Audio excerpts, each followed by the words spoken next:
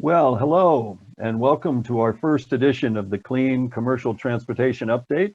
I am Bill Van Amberg, and together with my colleague Alicia Gildy, we will be your co-hosts for this new webcast that we are starting here at CALSTART. With the dislocation around COVID-19, we've really found it's critical to be more and better connected than ever. So our goal with this update is to provide another of those connection points for everybody, focused on clean commercial transportation and vehicles. This outreach is particularly important in our role managing the HVIP program for CARB and our work with the Global Commercial Vehicle Drive to Zero program. Now, clearly, we need to keep track and understand the rapidly changing world of clean commercial vehicles and transportation. And this is a critical element for all of us. You attend a lot of good webinars each week. Our plan with this update is to bring you a short, weekly and targeted variety of timely news, industry updates, progress and best practices and projects, new tools for truck transformation, new transit innovations, and make you aware of deeper ways to engage. Now, we would ideally love to be engaging with pictures, but we're having a little Zoom feedback, so stay with us, but we will have our slides. If we could go to the rundown slide, this is what we want to walk through with you today, though. We've pulled together a really good first edition of the update. We'll go through some industry news right after we do a poll here in a minute. We'll give you an update on the CORE, the Clean Off-Road Equipment Voucher Incentive Program. There's some really interesting activity going on there. We'll also give you a preview of our Zero Emission Technology Inventory, or Zeti Tool, for vehicle availability tracking. A couple of quick policy updates from Meredith Alexander, our California Policy Director, and Kyle Winslow, our Federal Policy Director. Preview some upcoming events that we think you will want to keep track of. And also what we've got in the queue for next week, and then some closing thoughts. So with that, I think this is a good launch, and I'd like to have my colleague Alicia Gildy take everybody's temperature on kind of an important issue. Alicia? Great, thank you so much, Bill, and hi everyone. Super excited to launch our new news update program and having an opportunity to connect with all of you with Zoom, which is a great tool to connect on a webinar. We want to keep this as interactive as possible, and what's great about Zoom is that we're able to take polls. And so throughout our news program, and as we move forward, we want to take your pulse, get a sense of what's going on in the industry, and really understand what's important to you. And I think with the timing of COVID-19, you know, it's a hard time for all of us. We're keeping in it together, and we want to make sure that, you know, we're understanding from your perspective, how is it affecting your work? So we have a poll up, and thank you, Bonnie, for taking that up for us. So how is COVID-19 affecting your work? So our options are, okay, experiencing a considerable slowdown. Okay, we plan to open up in a month. Are we busier than ever, or are you experiencing no change at all? So we'll give it about 30 seconds to give you a moment to reply, and then we'll report back on those results.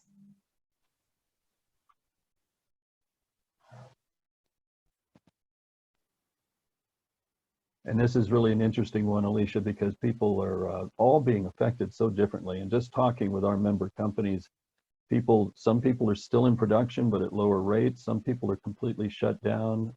We're hearing across the range from people on this issue. Absolutely. Thank you, Bill. And all right, we have the results up. It looks like we're seeing about busier than ever, 40%. So that's good news, but we're also seeing from some of our partners at 32% a considerable slowdown. And then 25% of you are saying no change at all. Okay, well, good. Thank you all for sharing your feedback and participating in this poll for us. I will then turn it back over to Bill Van Amberg to give us an industry news update. All right, thanks, Alicia. So if we could move into just a couple of quick updates that I think are pretty fascinating for our industry that we wanted to share along with you. If you have not tracked this, I think one of the biggest stories we've seen in the last couple of weeks globally is this joining of forces by Daimler Truck and the Volvo Group. These are the two biggest global makers of trucks and buses. And they have teamed up when it comes to fuel cell, hydrogen fuel cell technology. They're creating a joint venture. They will each own 50% of the venture. And they've really made it clear that they see fuel cell as a critical part going forward. While it's not quite ready today, they view it as a huge part of their zero emission strategy combined with battery electric, particularly around cities and urban sites, and then fuel cell electric and more extreme duty cycles and longer distance. So really quite fascinating. We're also getting some news this really past couple of weeks of a little bit of a delay. We were disappointed to hear this. Tesla has announced, however, that it has had to push back the launch and production of its Semi into 2021. They had been looking at the end of 2020. Now it's about 6 months delay. Part of this is due to the COVID slowdown. A little bit just to make sure that they stay ramped up in production for Models 3 and Model Y when they get open again. But the company has told us that they are committed even more deeply than ever on their commitment to the Semi. And one of the reasons is this next story. And when it comes to really aggressive and interesting regulations, the California Air Resources Board has just posted its update for its advanced clean truck regulation. They've revised the numbers of the sales requirement that they're going to be proposing in this regulation. You can see on the screen, this particularly has pushed up Class 2B and 3 to higher levels, as well as the Class 7 and 8 tractors group. And this was based on a lot of feedback they were getting on the fact that this group is ready to move forward, particularly for urban regional heavy applications, everything from drayage to regional food delivery, transport from warehouse to store and the like. CARB is also trying to align much more closely with the new goals in the state to be carbon neutral by 2045 with this regulation. So they actually have also set goals for beyond 2030. You can see the website location there where you can go to find the full information that CARB has posted. They do want public comment by the 28th, and the board meeting on this regulation could be coming up as soon as June, but certainly it will be coming up this year. Now, it's not just California that is looking at this. Colorado has actually just published a really aggressive zero emission plan, updating it from an earlier plan they had, just have released this, and they have included a very aggressive goal for commercial vehicles, medium and heavy duty vehicles in this new plan. In fact, their long-term goal is to be 100% zero emission, both in light duty and in the medium and heavy duty segments. They're also investigating a clean truck rule that could be similar to the zero emission rule. So again, this is a really interesting development in Colorado, which has just recently adopted California standards for light duty.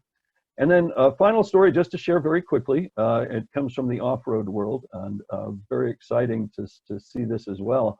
Volvo Group, the construction equipment part of that group, which has been offering first versions of zero emissions or electric light construction equipment in Europe, is now going to begin a test program in California for this same equipment, in this case for a zero emission excavator and a wheel loader.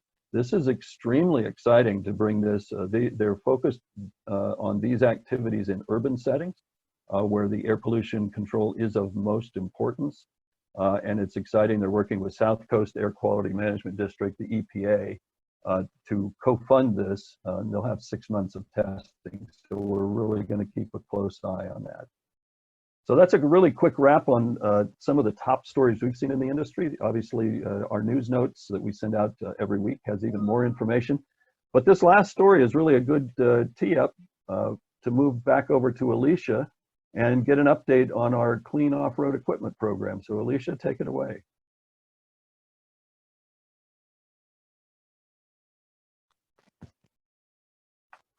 Alicia, you may be muted.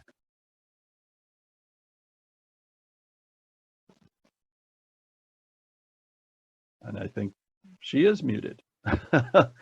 Hopefully, I there she was is. muted, but I'm back.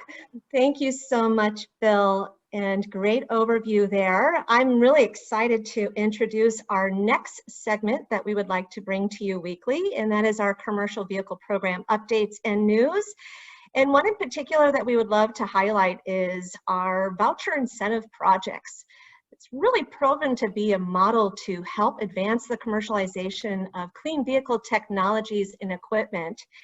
And we're going to have our very own Nikki Okuk, who's the program manager for the Clean Off-Road Equipment Voucher Incentive Project, give us an update on how the program's moving forward so far, what available funding do we have, and what are some really good steps for you to participate. So I'm going to hand it over to my friend, Nikki. Nikki, take it away. Great, thank you so much, Alicia. So as Alicia said, I'm going to give you a quick overview of what's happening in the Clean Off-Road Equipment Voucher Incentive Project. This is a statewide program in California funded by the California Air Resources Board and California Climate Investments. Next slide. So the project, as we said, is a voucher incentive program. There was $44 million in project funds set aside last year. It is a first come, first serve application process, and there is no scrappage requirement. So there's no requirement to retire any equipment to participate in this program. So just as a quick, brief, overview of how voucher incentive programs work. This is not a competitive grant solicitation. It's a very simple request that is done during the time of purchase. So it's a discount right off the sticker price of these new clean zero emission technologies for off-road and freight handling equipment. Next slide, please.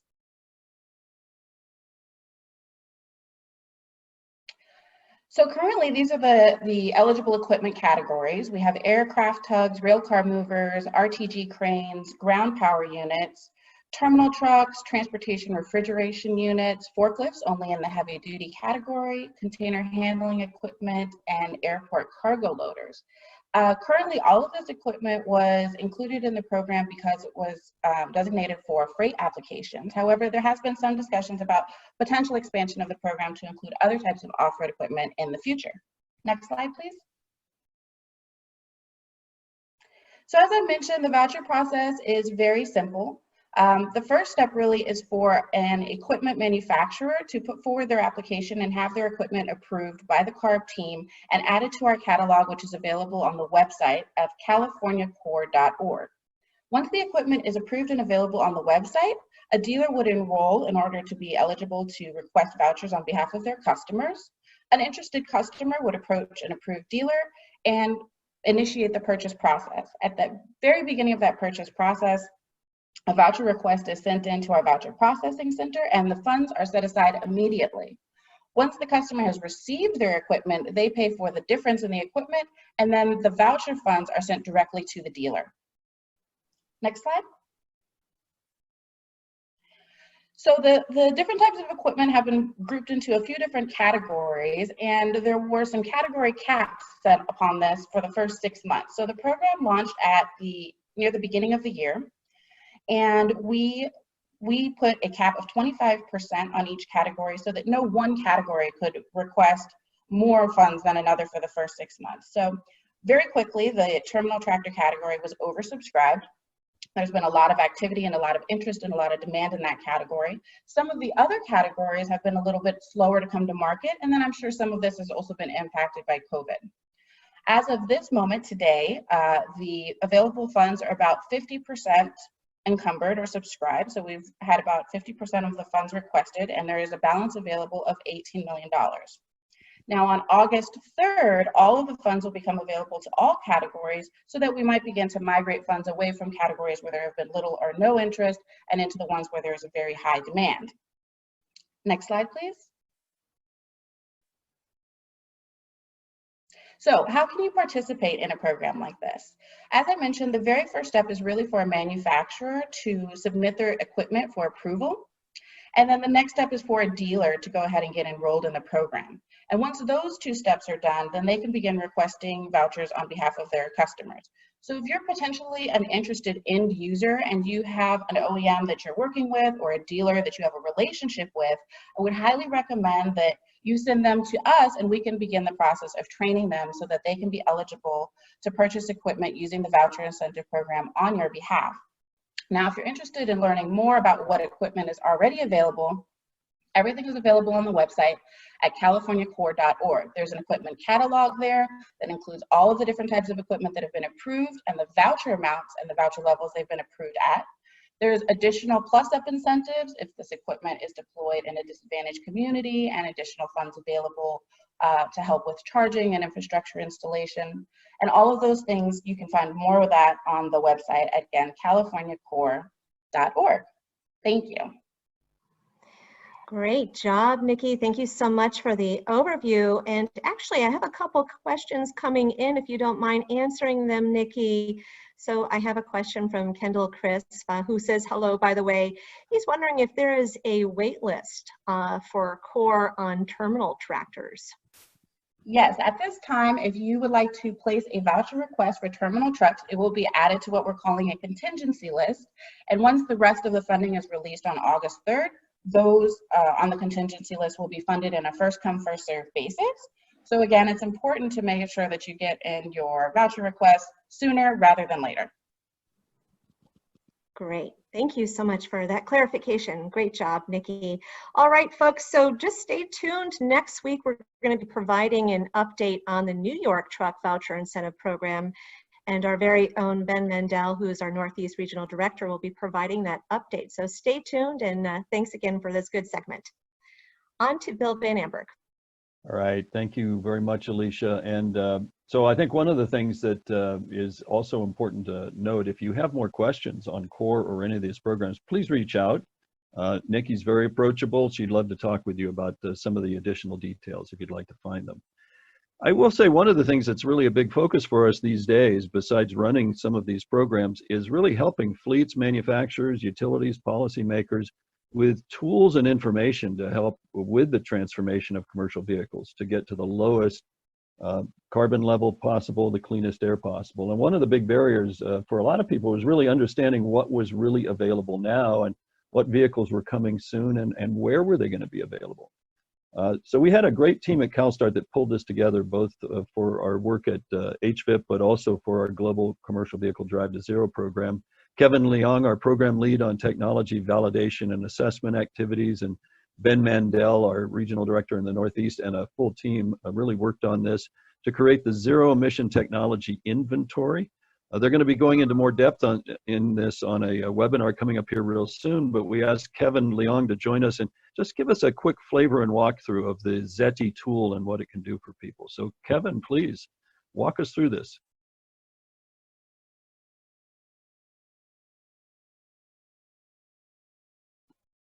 And Kevin, I'm not sure if you are muted.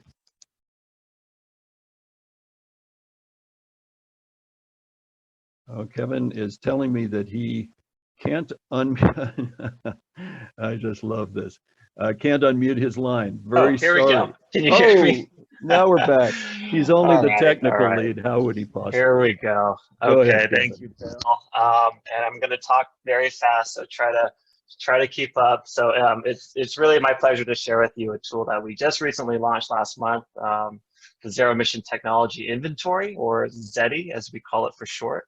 Now, Zeti is one of many tools that have been developed under CALSTART's Drive to Zero program, as Bill mentioned, and we'd like you to go check out Drive to Zero. If you haven't seen it or heard about it yet, you can check out the website for more details. But I'm here to talk about Zeti, and before I really jump into what Zeti is, I want to just give you some additional context. So about a year ago, we began to learn that fleets, governments, and NGOs really had a lack of visibility into the availability of zero-emission vehicles. So with that, we thought that developing a tool addressing this problem would be highly valuable and help both cities and fleets better understand where the zero-emission vehicle market is today and where it is going in the near future. So this is how we came up with the concept of Zeti. Next slide, please. So we wanted Zeti to be a visually based online lookup tool that would allow end users to access large amounts of zero emission vehicle data. And so what you're seeing here is a screenshot of the finished product to show you how this was accomplished. Unfortunately, I won't have time to give a live demo, but we will be hosting a webinar for Zeti in early June, and this will be open for anyone to attend. So if you're interested, keep an eye out for that invitation, which we hope to send out very soon. But you don't have to wait until then to see Zeti in action. You can access the tool yourself by visiting the Drive to Zero website. So let me quickly walk you through some of the really cool features and functionalities of Zeti. At first glance, you can see that this dashboard consists of multiple visualization elements, and this was our intent because it gives users access to large amounts of data in an easily digestible format. Each visual was designed to have some type of interactive capability embedded into it, and users can filter vehicle data by platform, region, manufacturer, and availability, all through this single dashboard. Next slide, please. So where is this data coming from? Zeti is connected to a database of over 400 medium and heavy duty zero emission vehicles, which we have worked very hard to collect throughout the year to develop Zeti. And right now we have data available in several global markets, including Europe, India, China, Latin America, and US and Canada. And with this data, we can get a peek into what is happening in the medium and heavy duty zero emission market. Are we seeing certain trends in model availability? How quickly is a certain vehicle platform projected to grow? And what duty cycles or ranges can zero emission models cover today? These are all questions that we can use the Zeti database to help us answer. And we're calling this Zeti Analytics. Again, tune into our June webinar for a deeper dive on some of the fascinating insights that we're seeing from this data.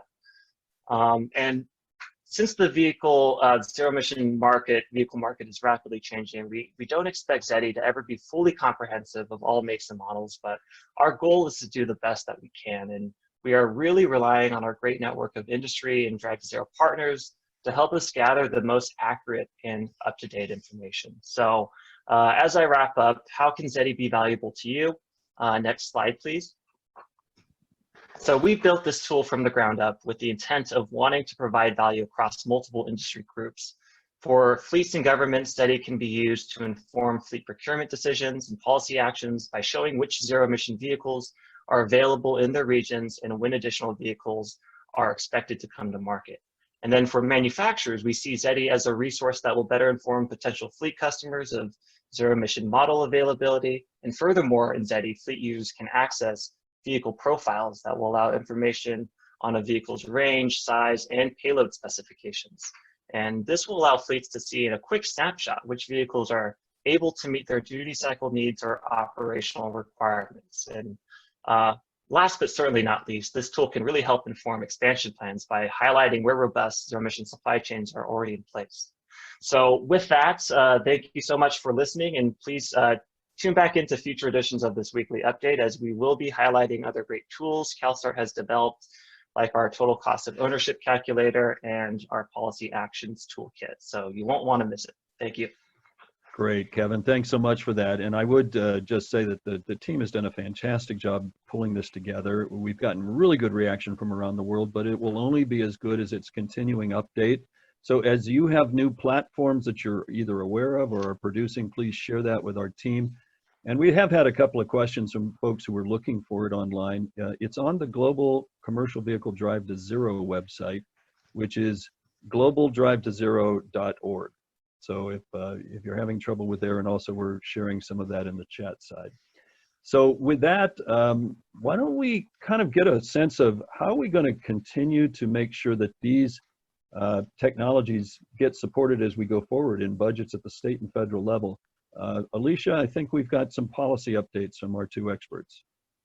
Yes, we do. Thank you so much, Bill, and really excited to bring this segment to everyone as well. CALSTART is working really hard to make sure that we're working with all of you to really help shape important policies that are going to help drive clean transportation. And we're going to have two updates today, one from Meredith Alexander, our Policy Director for the state of California, as well as our Federal Policy Director, Kyle Winslow. I believe, Meredith, you have some important updates for us on the state discussion on the budget and some other policy initiatives that you're working on. So I'll hand it over to you. Thanks. Hi, everyone. Can everyone hear me? Can you hear me? Yep. Okay, great. Well, for those of you who don't know me, I'm Meredith. I'm based in Sacramento, and I lead all of our state legislative and regulatory work here. And, you know, the past month and a half has been pretty interesting for all of you and for everyone who does policy work.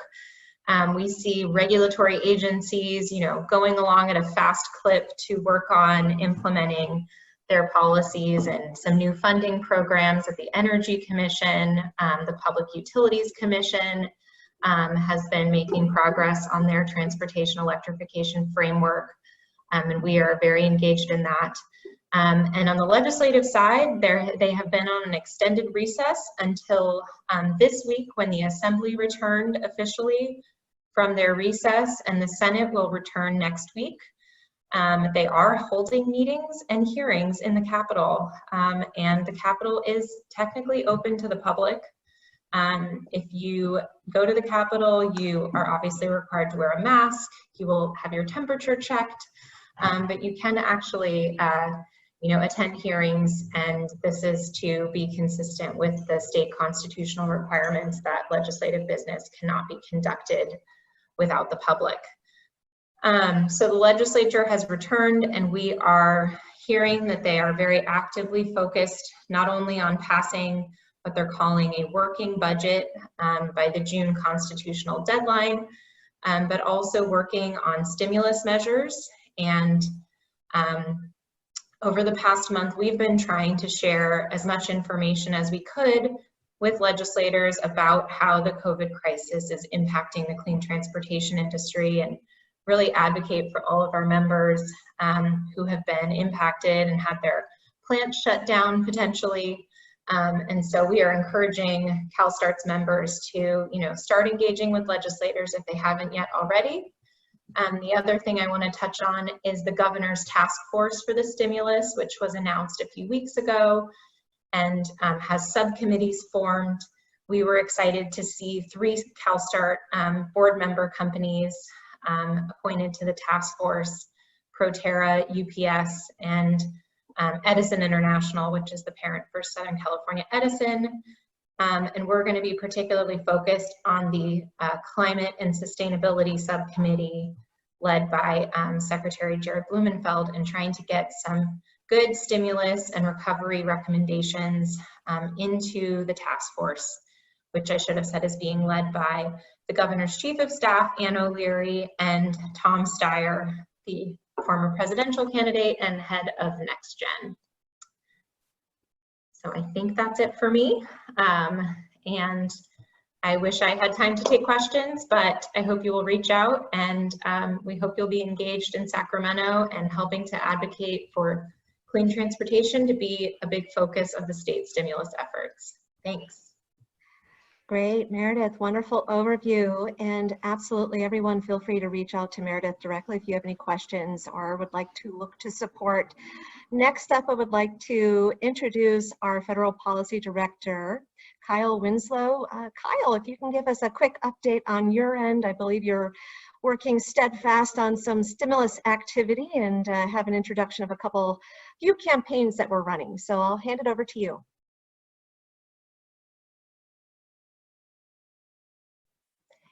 Kyle, you may be muted. Hi, can you hear me now? Yes. Great. I apologize for that.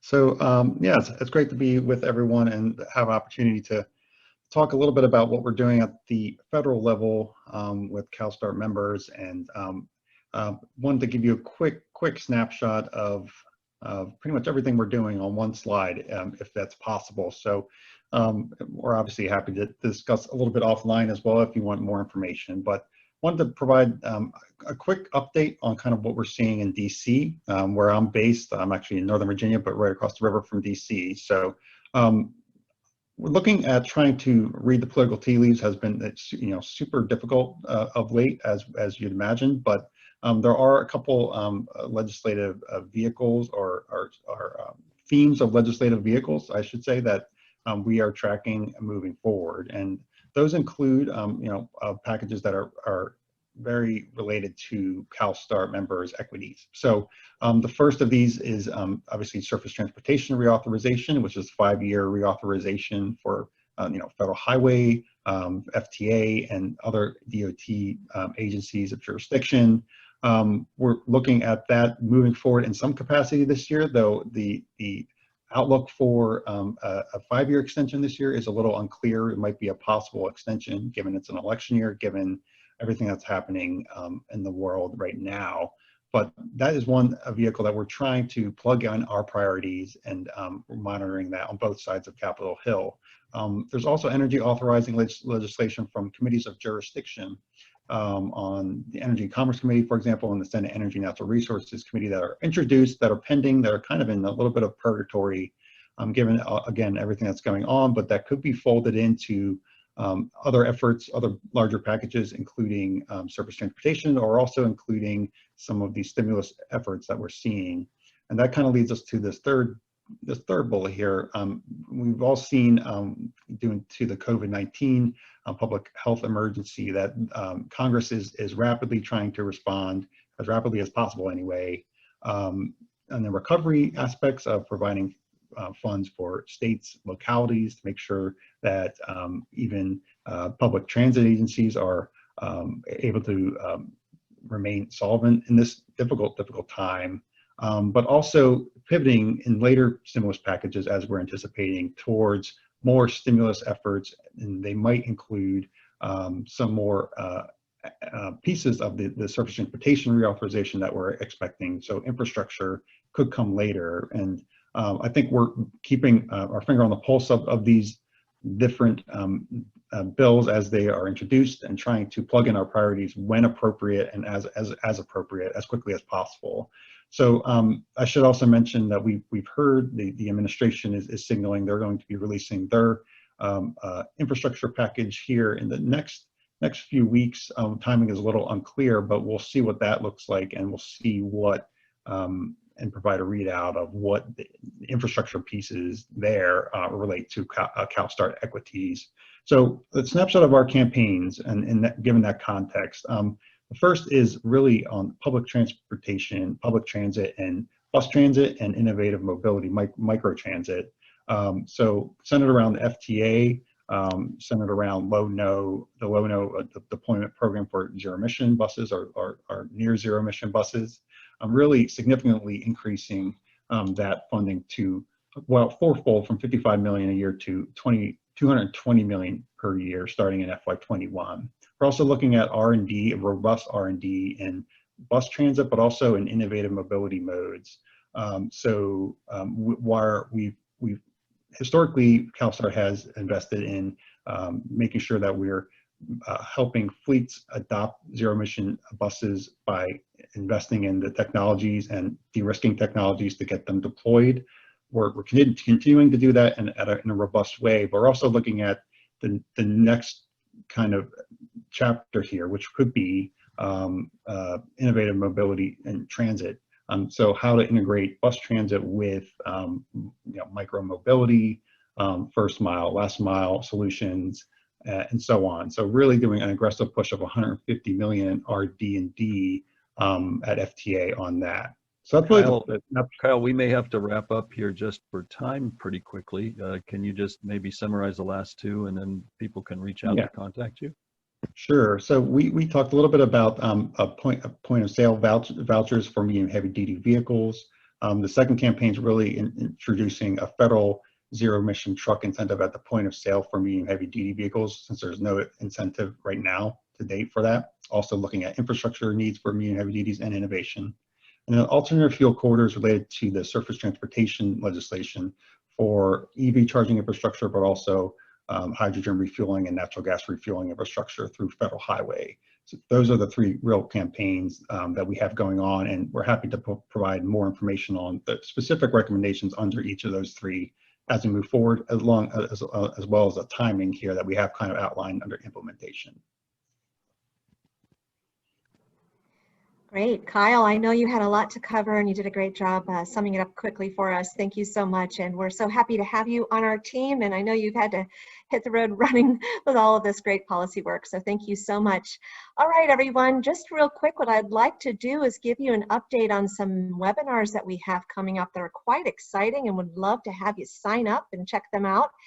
So our next one coming up on May 13th and May 21st is 8 Steps to Fleet Electrification with Black & Veatch, a member company to CALSTART. We're really looking forward to that webinar, as well as coming up this summer with more details coming up. We're going to have a series of HTUF webinars, which will be really exciting, and that's the Heavy Duty Truck Users Forum. That's what HTUF stands for. And then also we will have a New Flyer Vehicle Innovation Center live online tour. So do stay tuned for those webinars. They will be really exciting. And you can check out those events on our CalSTART website. You can see the link here. Look for our events page. Thank you so much, and I will now turn it back to Bill Van Amberg. All right, thank you very much, Alicia. And as we kind of close out to try and keep close to time today, we thank you for taking part. Next week, we're actually going to have some really interesting additional topics that we're queuing up. We're looking at how companies are coping with COVID in some very innovative ways. We've got a good report on the Chicago Commercial EV Readiness Guide, which came out, which has some really good best practices, and an update on the New York State Truck Voucher Incentive Program. Final thoughts before we go. Before we leave, you know, as we're thinking about this around the world, in our state, the nation, and other nations, about how do we get back in business again in the wake of COVID, I think one of the things that we'd like to leave on people's minds is the thoughts: stimulate smart and recover well. In a nutshell, I think what we're really trying to push with people are two approaches that focus on this. To get people and society back to work, let's also make sure we're stimulating those critical technologies and jobs that we will need as we move forward towards climate and clean air goals. These are people who will be in production, manufacturing for these vehicles, maintenance, installation of the infrastructure. These are critical technologies that and work processes that we need to support as we stimulate smart. And as we recover well, let's keep in mind one of the interesting, for all the wrong reasons, benefits out of COVID is that we've gotten a glimpse of the future we really would like to create as we have sheltered in place. And that's blue skies, quiet neighborhoods, reduced emissions. Now again, for all the wrong reasons, we've been able to see the future we're trying to create, and many people are really starting to talk about the fact they don't want to give that up. Clean commercial vehicles are a big part of how we can make sure we do not have to give that up as we move forward. And I think particularly with the recent research identifying links between air pollution and COVID risk, we really need to make sure that we do create that clean future. And we have the opportunity to prioritize those pathways as we recover. So with those final thoughts, that completes our webcast for this week. Thank you so much for joining us, and I'd really like to thank our full CalSTART team to help us on this experiment, and thank you for shaping this experiment with us. If you have topics you'd like to learn more about or news you'd like to share, please reach out to Bonnie Trowbridge and Kimberly Taylor on our team, and we can build these into next week's program. So for Alicia Gildy and all of us at the CalSTART and HVIP teams, be safe, stay healthy, and we look forward to staying more connected than ever with you. Have a great day. Goodbye.